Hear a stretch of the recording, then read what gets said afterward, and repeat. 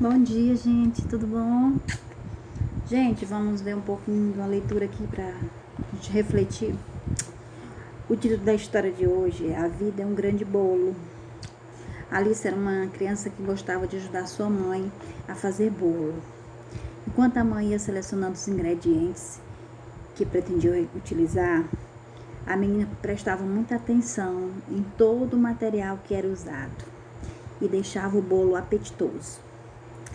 Ela aprendeu que quanto mais ingredientes tinha o bolo, mais gostoso ele ficava. Quando Alice cresceu, aonde quer que ela fosse, ficava conhecida por saber fazer bolos deliciosos. E nos aniversários de parentes e amigos, era muito solicitada para confeccioná-los. Ao perguntarem a Alice qual era o segredo nos seus bolos, o que os fazia tão saborosos, ela respondia: o segredo está em saber misturar e aproveitar os ingredientes. Depois é só saboreá-los. Trazendo para a nossa vida, crianças, a nossa vida também é assim. Temos que colocar ingredientes para que a nossa vida fique saborosa, fique gostosa de viver. E que ingredientes são esses, crianças? São o quê? Valores que temos, que a gente já aprende na escola, os valores que os pais ensinam. Que valores são esses? Delicadeza, muita delicadeza, muito amor, muita honestidade, muita amizade, muita sinceridade, muita gratidão.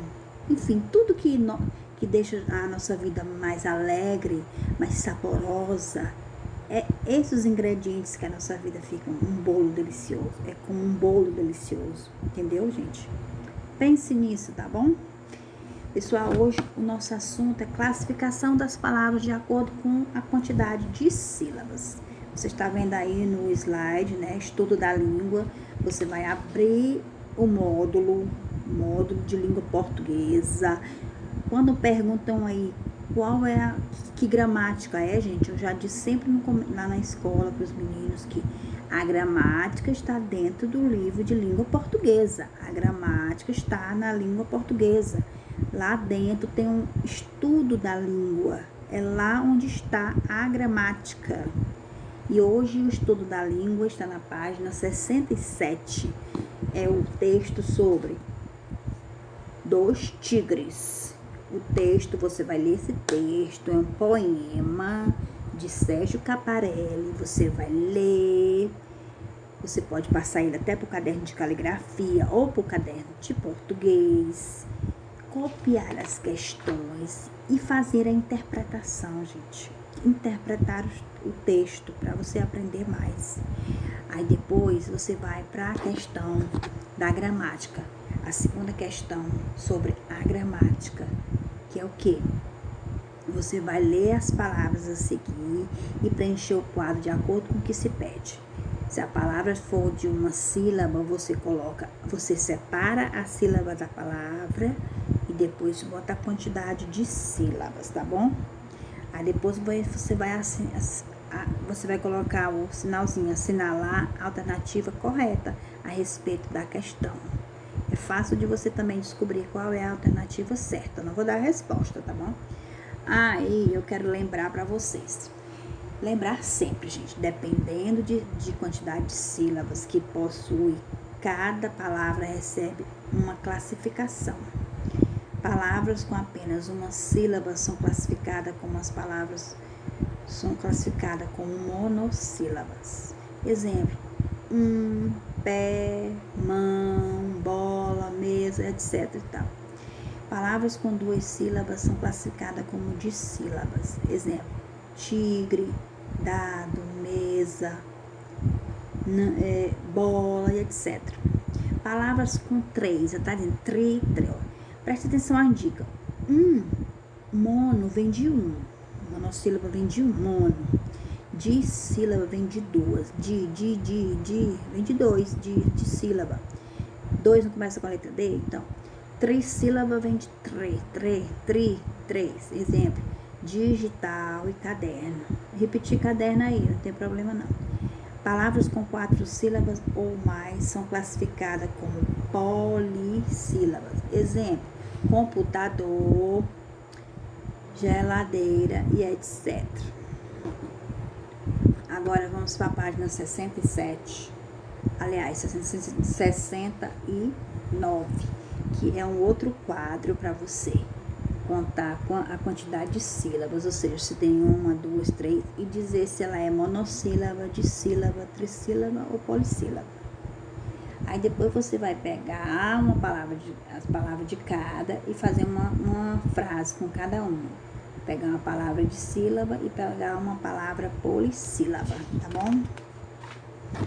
Aí, na página 70, você vai ver as imagens. As imagens, cada uma, você vai colocar o nome delas lá nos quadros. Se a imagem, por exemplo, a primeira imagem é uma pá, você vai escrever o nome pá lá onde ela é determinada. Por exemplo, se ela tem uma sílaba, né, a palavra pá, então você vai colocar o nome pá lá no quadro onde tem uma sílaba. Depois, você vai pintar as imagens de acordo com a legenda. Por exemplo, as figuras, as que são monossílabas, você vai pintar de amarelo. As figuras de sílabas de verde, as trissílabas de azul e as polissílabas de vermelho, tá bom? A 71, você vai descobrir as pistas. Eu vou dar uma dica da primeira pista. A primeira pista diz o seguinte: sou uma monossílaba de pele lisa e verdinha. A minha língua alcança muitas mosquinhas. Quem seria? Que é uma sílaba dessa figurinha aí? Qual é que a gente fala que pronuncia ela e ela tem apenas uma sílaba, ou seja, monossílaba? Ovo não é. Areia também não. Churrasqueira também não, só pode ser rã. Então a pista número 1 eu já fiz, que é rã, tá bom? Então o 1 vai ficar na rãzinha, tá bom?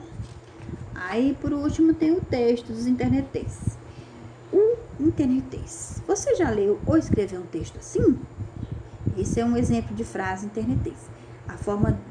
Esse é um exemplo de frases com internetês. A forma de escrita que é muito usada na internet, principalmente em conversas instantâneas, aquelas que usamos no dia a dia.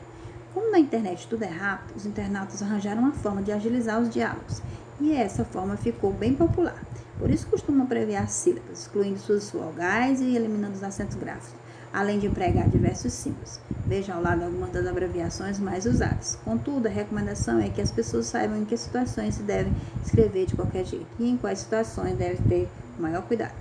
Uma prova escolar, por exemplo, é uma situação formal que exige o uso de português estudado na escola e não os internetês.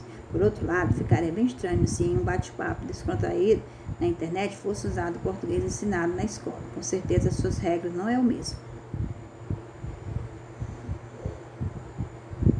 Aí você tá vendo aí a linguagem dos internetês.